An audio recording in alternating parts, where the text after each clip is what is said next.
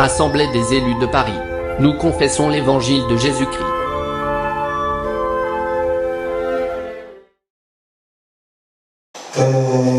Comme je dis souvent, je ne suis pas meilleur que toi qui es assis. C'est tout simplement que j'ai eu la grâce de transporter la lettre du roi. Parce que c'est lui qui transporte la lettre du roi, aucune porte ne lui reste fermée. Amen. La porte en question, c'est ton cœur et c'est mon cœur. En vertu des Écritures qui dit, quand vous entendez ma voix, n'endurcissez pas mon cœur. Amen. Vous savez, pendant les périodes des quarantaines, et quand je méditais à mon côté, je bénéficiais de certaines inspirations concernant la situation où nous traversions. Amen. Et je méditais là-dedans parce que ça nous concernait tous jusqu'à présent. Cependant, arrivé à un moment donné, je m'en suis lassé. Je m'en suis lassé pourquoi? Parce que il y avait tout le monde qui était plongé dedans. Tout le monde était plongé dedans. Je ne voulais pas qu'on soit tous plongés dedans. Parce que pendant ce temps-là, les gens ont parlé.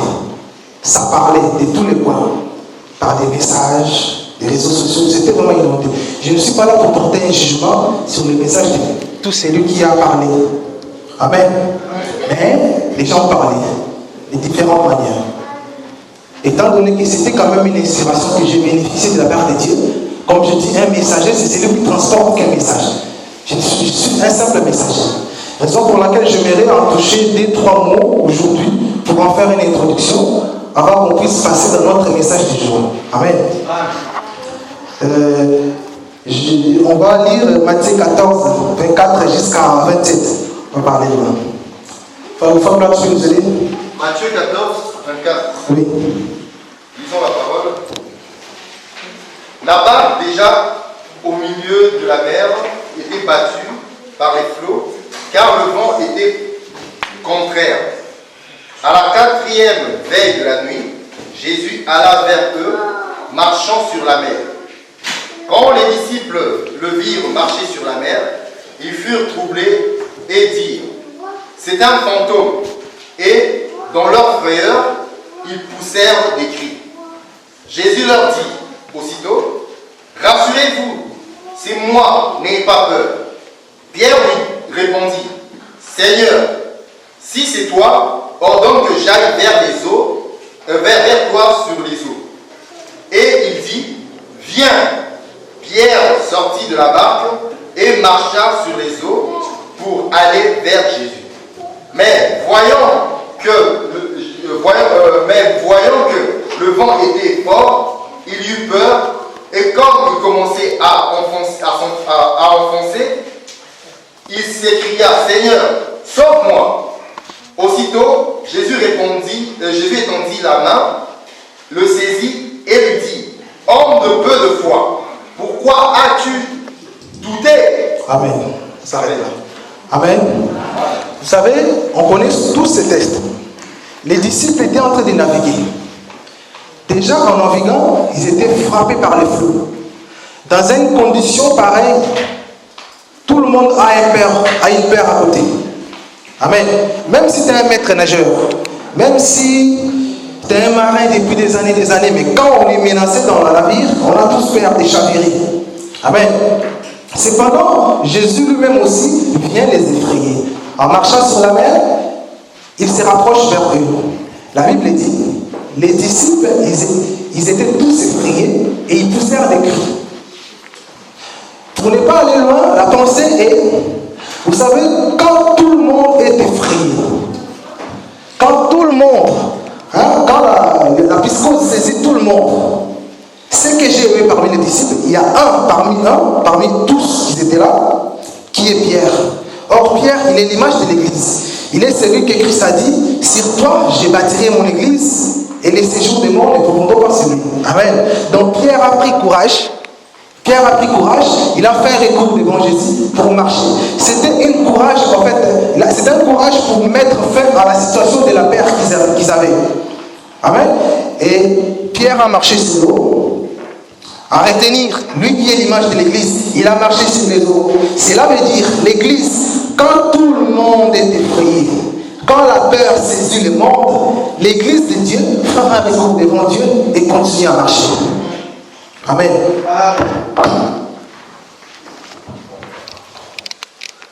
Jésus. Quand tout le monde est saisi de peur, de la peur, l'église de Dieu continue à avancer. Faire un recours devant Dieu, on a le message de continuer à avancer. On ne peut pas ressembler à n'importe qui. Parce qu'il y a bien la différence entre ceux qui servent Dieu et ceux qui ne le servent pas. Ça doit être certain. Amen. Amen.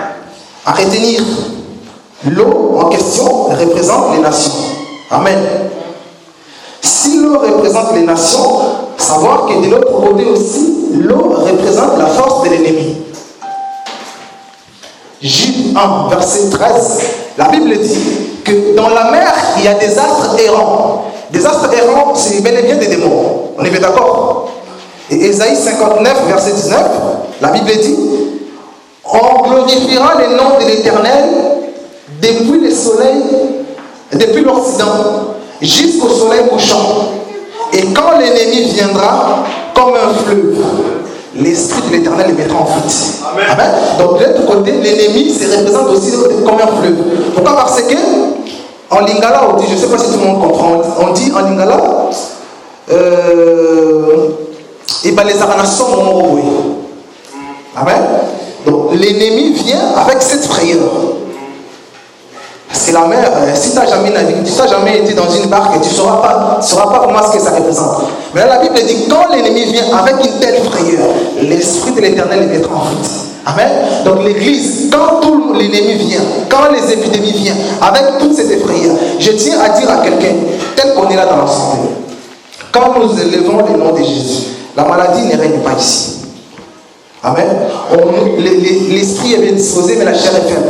On peut tous être effrayés. On peut tous être effrayés. Mais quand on fait un recours devant Dieu, on continue à marcher. Si l'évangile ne doit pas se reposer sur les discours persuasifs, mais aussi de la puissance de l'esprit. On est bien d'accord? Cela veut dire que les épreuves, les difficultés, les maladies, les pandémies nous incitent à voir la puissance de Dieu en démonstration. Amen. Je ne tiens pas à interdire les gens à arrêter de prendre les mesures de sécurité, les distances barrières telles qu'il est pour la société. Ça, c'est bien. Mais il faut qu'on sache que nous ne sommes pas en bonne santé parce que nous sommes à cheval avec l'hygiène et les mesures de sécurité. Nous sommes là parce que Dieu a voulu que nous soyons parmi les vivants. Amen. Donc c'est ça. Que l'Éternel vous bénisse. On va passer maintenant dans notre message du jour, qui est dans Ésaïe 45, du premier verset jusqu'au troisième verset. On va toucher quelques messages, quelques versets. Premièrement, on prend Ésaïe 45, 1 à 3, ainsi que Ésaïe 44, verset 28. Ésaïe 45, 1 à 3, c'est ça? Oui. Ainsi parle l'Éternel à son roi, à Cyrus. Ouais. Qu'il tient par la main pour terrasser les nations devant lui et pour relâcher la ceinture des rois, pour lui ouvrir les portes afin qu'elles ne soient plus fermées. Je marcherai devant toi, je planierai les chemins monteux, je romperai des portes, des reins et je briserai les verrous de fer. Je donnerai des trésors cachés, des richesses enfouies, afin que tu saches que je suis l'Éternel, qui t'appelle par ton nom, le Dieu d'Israël. Amen. Amen. Arrêtons d'abord là. Ici, dans ce texte, il s'agit d'un monsieur nommé Cyrus. J'aimerais bien que vous me prêtez votre attention, parce que je veux que vous et moi, nous sortons Christ dans une écriture. Amen. Amen. Je ne sais pas parler, je ne compte que sur l'aide du Saint-Esprit, lui qui rajoute des explications là où l'homme est limité. Amen. Ici, il s'agit d'un monsieur nommé Cyrus. Il fut le fondateur de l'empire de Perse. Voilà. Ce monsieur, Dieu lui dressa la parole. Dieu le choisit en tant qu'un instrument qu'il va utiliser à son service. À retenir que ce monsieur, par rapport aux Hébreux, c'est un étranger. Mais Dieu va le susciter pour une mission précise. Tel qu'il est dit dans le 13e verset, dans ce même Isaïe 45, je vais lire, t'en fais pas. C'est moi qui ai suscité Cyrus dans ma justice et j'aplanirai toutes ses voies. Il rebâtira ma ville et libérera mes captifs. Amen. Donc, un peuple de Dieu que Dieu avait autrefois libéré, ce peuple-là se retrouve en captif à Babylone lors de la prise de la ville de Jérusalem par les rois Nabucodonosor. Amen. C'est ainsi qu'une partie du peuple israélite fut ramenée en captif. C'est de la tribu de Juda. Ils étaient en captif en Babylone.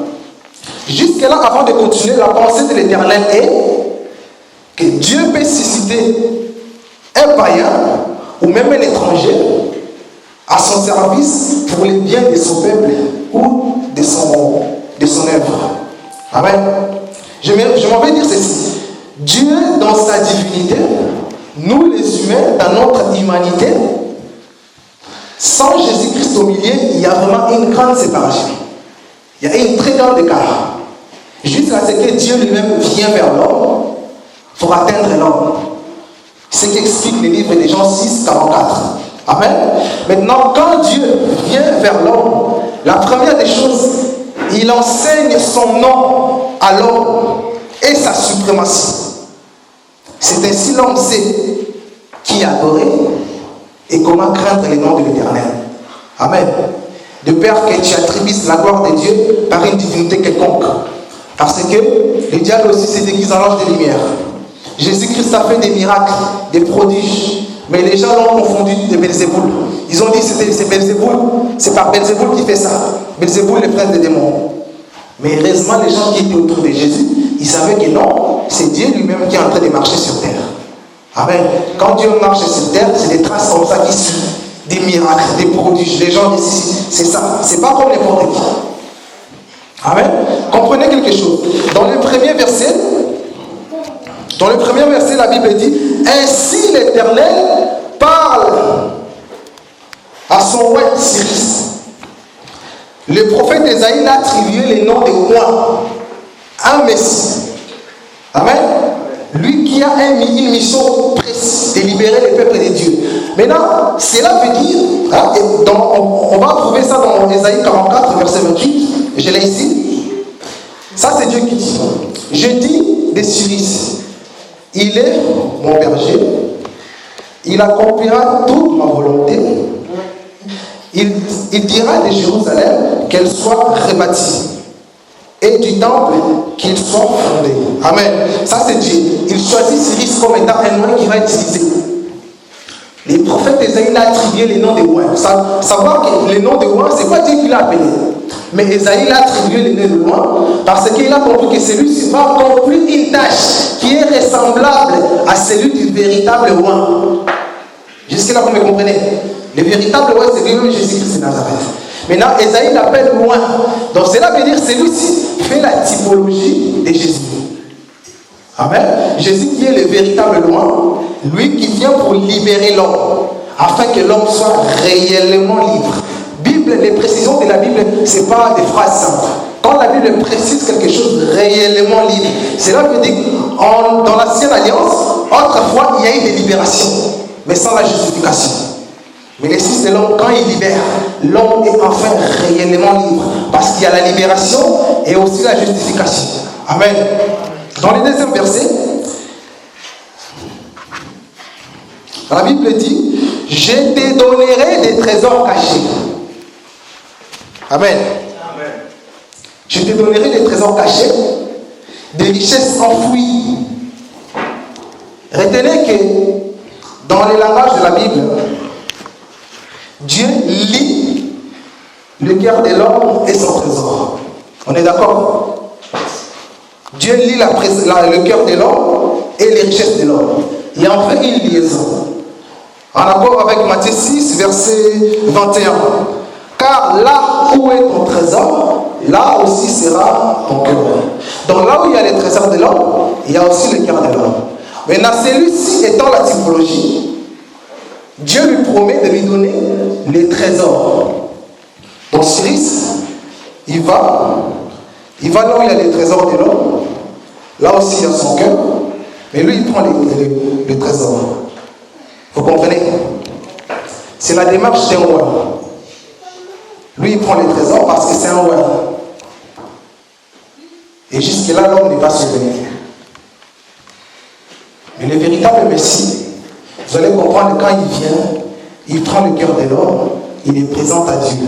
C'est ainsi l'homme est sauvé. Parce que le salut de l'humanité ne dépendait pas à présenter les richesses de l'homme à Dieu, mais plutôt son cœur, pour que l'homme soit sauvé.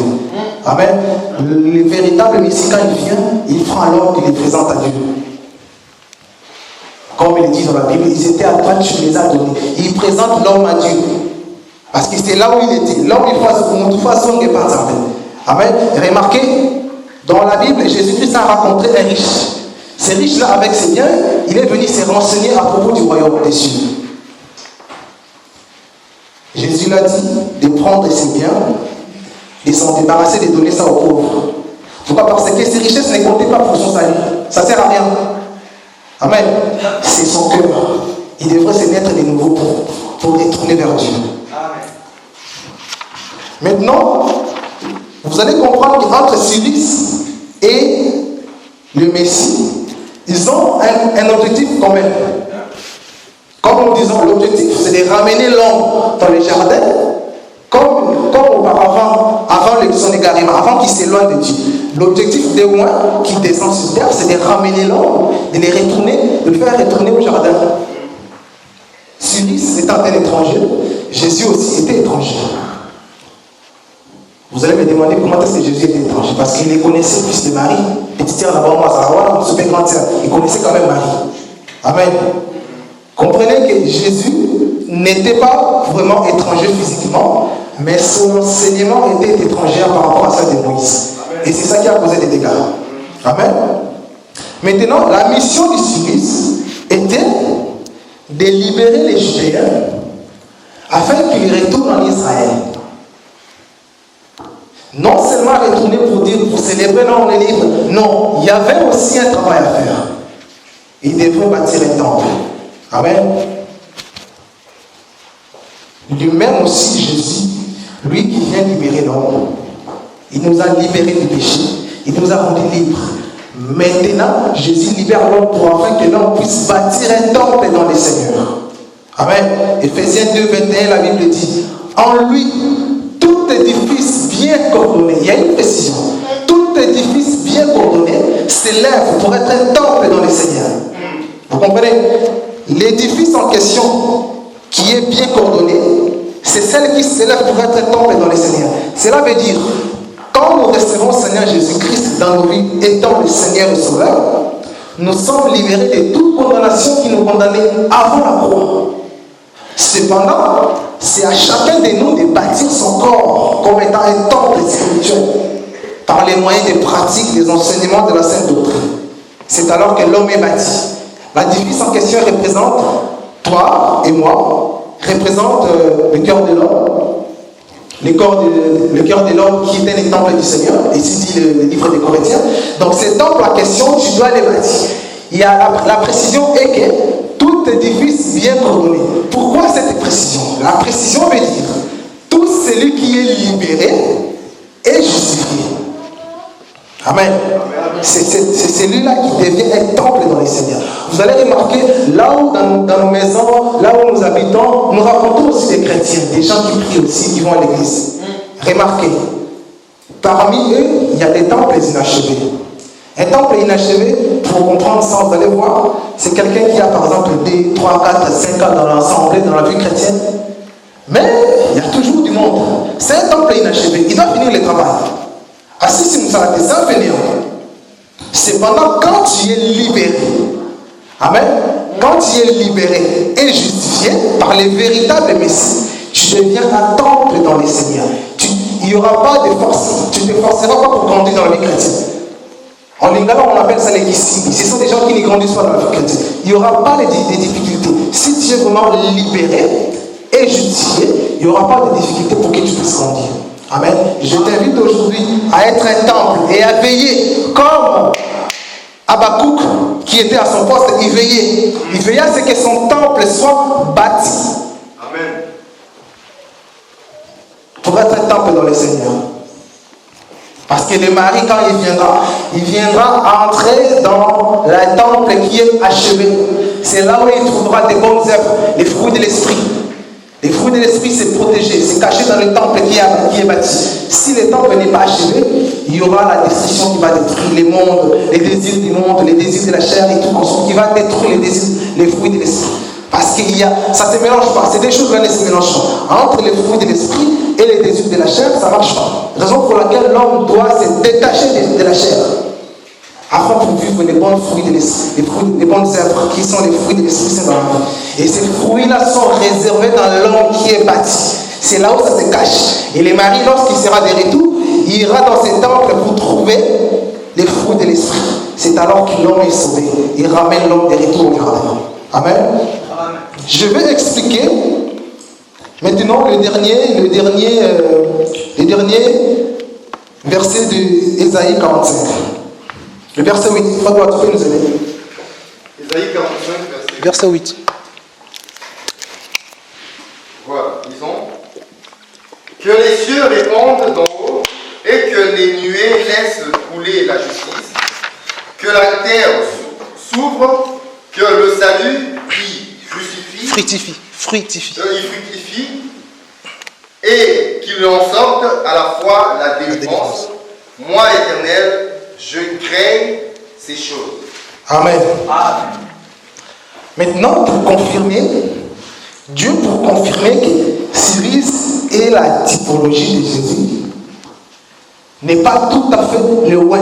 Pour ne pas qu'il puisse paniquer, comme on dit à l'Ingala. Dieu se met à parler de Jésus dans ces versets. Ça parle de Jésus. Amen. Celui-ci signifie que le Cyrus n'est que la typologie. C'est comme si Dieu savait que le prophète Ésaïe va l'appeler de loin. Or, le véritable roi, c'est celui qui a sauvé l'homme. C'est celui qui peut sauver l'homme. Lui, il est là pour prendre les richesses. Mais le véritable roi est venu prendre le cœur de l'homme. Dieu dit que le ciel se répande. Je vais expliquer ici, avant que nous entrons dans la prière, que les cieux répandent d'en haut, que les nuées laissent couler la justice, et que la terre s'ouvre, que les salis fructifient, et qu'il en sorte à la fois la délivrance. Moi, l'Éternel, je crée ces choses. Retenez ces phrases à la fin. Moi, l'Éternel, je crée. Il n'a pas dit j'ai créé ces choses. Non, je crée. Et il a conjugué dans le présent. Cela veut dire qu'en ce moment-là que Dieu lui dressait la parole, le véritable Messie pouvait débarquer à n'importe quel moment. Parce qu'il y a le véritable Messie qui va accomplir ça. Amen. Amen. Les nuées, nous disons, les nuées en question représentent Dieu lui-même. Dans la Bible, Dieu s'est souvent manifesté comme une nuée. On est bien d'accord? Dieu s'est manifesté comme une nuée. On peut voir ça dans Exode 13, verset 21. L'Israël, il constatait la présence de Dieu parmi eux les jours, lors de la marche, à travers une nuée. Amen. C'était à travers une nuée qu'il constatait la présence de Dieu. Maintenant, la Bible dit, ma parole est comme la pluie et de la neige, qui ne retourne pas dans les cieux s'il n'accomplit pas ses effets sur la terre. Amen. Il le voit en dès le coup là, on boule là, pénège. En Ingala, je ne sais pas. Oui, les hommes à ceux qui accomplissent nous ça en mode. Maintenant, Jésus, qui est la parole de Dieu faite chair, lui qui est la parole de Dieu faite chair, et il descend du nuée. Amen. Arrêtez-vous qu'avant qu'il y ait la pluie, il faut que les nuées se ressemblent dans les cieux. Les nuées et les nuages se ressemblent dans les cieux, c'est alors qu'il y a la nuée. Mais c'est alors qu'il y a la pluie. Amen. Maintenant, la justice qui coule des nuées, ainsi dit dans le verset 8, que la nuée laisse couler la justice. La justice qui coule des nuées, c'est Jésus lui-même qui vient étant la justice de Dieu. En accord avec 1 Corinthiens 1, verset 30. Il est la justice de Dieu. Amen. Il vient comme la justice. Pourquoi? Parce que l'homme était entré en conflit avec Dieu. C'est pour ça, lui, il entre, il descend étant la justice pour mettre les choses au clair entre l'homme et Dieu. On est bien d'accord? Voilà. Et maintenant, il y a la terre qui s'ouvre.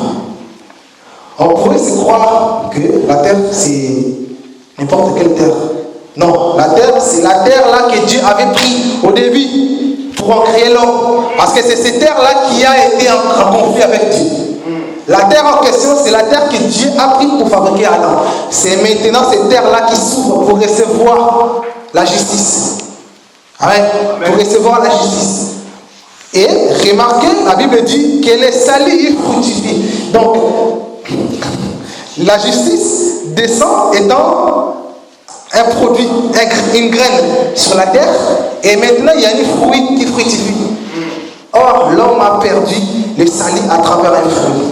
C'est par le même biais de la fruit que Dieu veut rétablir l'homme. Il les fait passer par le fruit. Il doit remanger un fruit qui donne la vie, afin que le salut ait beau temps. Amen. Et qu'il en sorte à la fois la délivrance.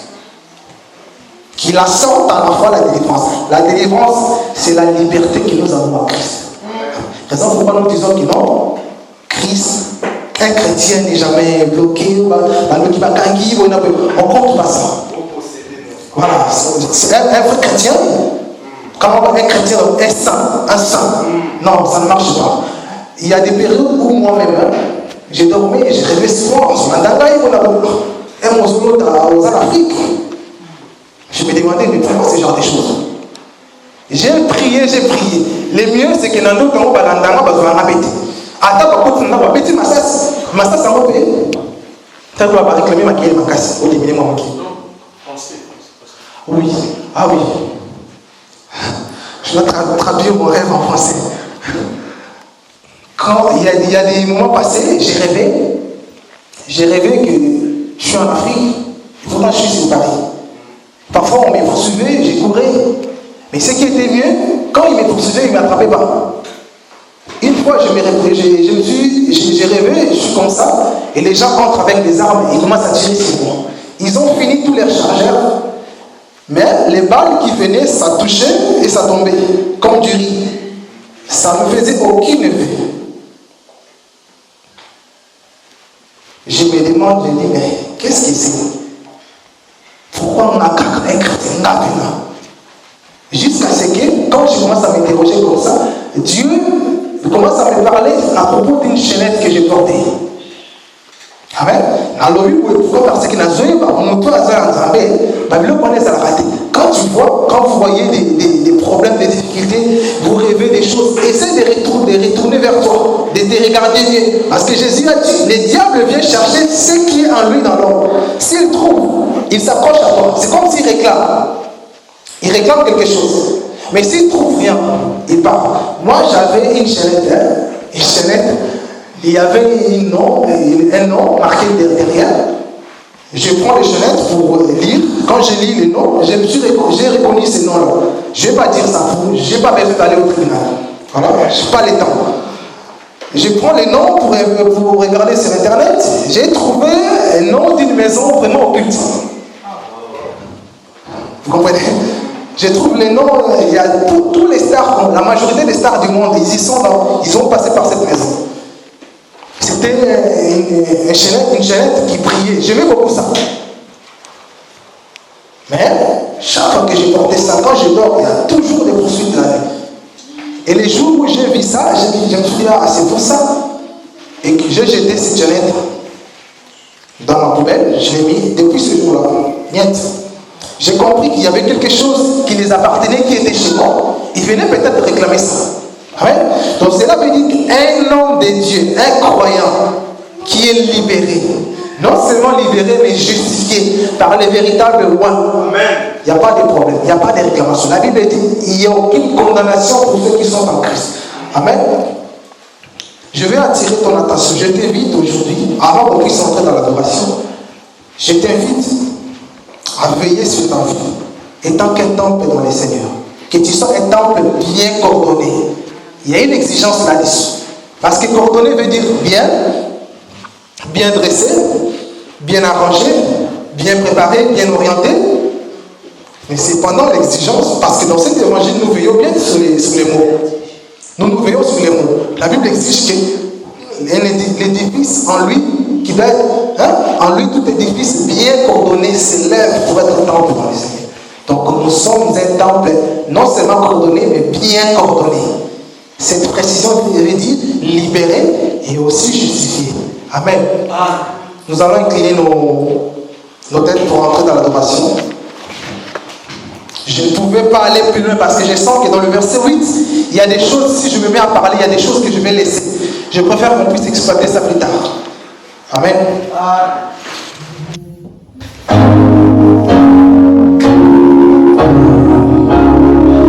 El Shaddai, Adonai, le Dieu tout-puissant, le roi compatissant. Oui, que le ciel relève, que la terre préfère, et tout l'univers le vainqueur. El Shaddai, le Dieu sans faille, je lui dois ma délivrance, il est ma puissance.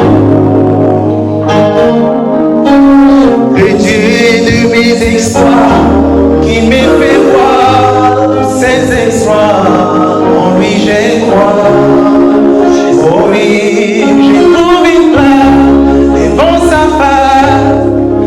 El Shaddai trouve sa demeure dans mon cœur.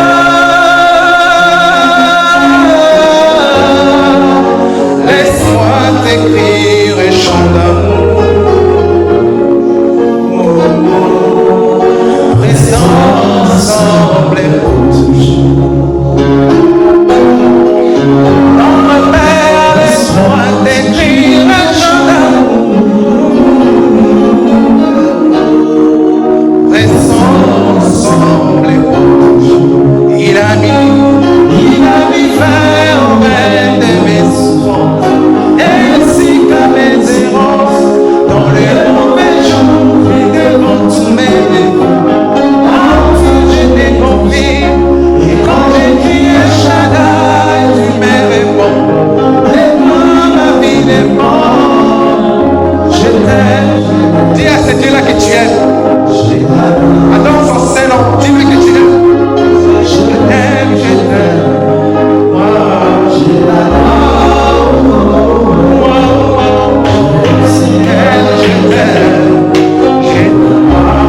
Il a mis fin, tu as mis fin au règne de mes. Alléluia. Merci à mes errances, dans les mauvais jours et devant tous mes défis. En toi je me confie, et quand j'écris Shaddai, tu me réponds. De toi ma vie dépend. Je t'aime, je t'aime. Alléluia, nous t'aimons Seigneur. Je t'aime, Papa. Je t'aime, je t'aime.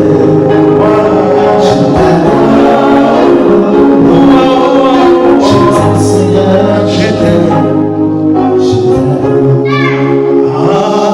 Tu comprends ce qui m'effraie. El Shaddai, devant tes yeux, je suis précieux.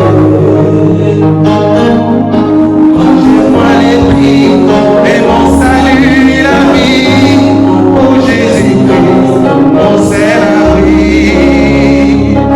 Je change de terre en cri de joie, l'artisan de mon bonheur, l'auteur de ma gloire.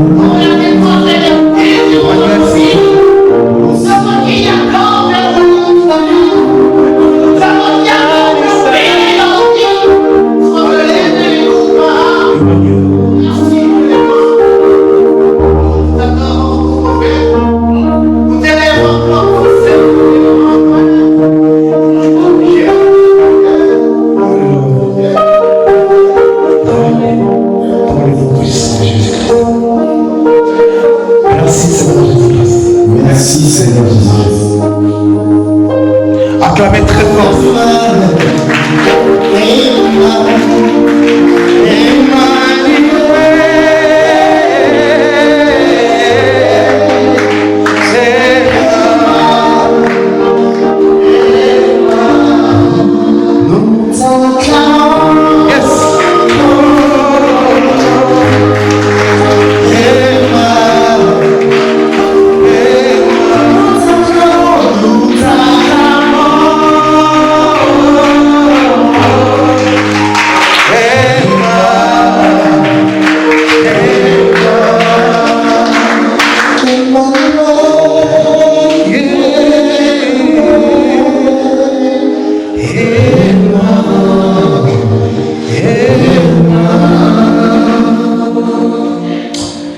Que le Seigneur soit béni. Que l'Éternel vous bénisse au nom du Seigneur Jésus-Christ. Les bien bénis, soyez un temple bien bâti dans le Seigneur.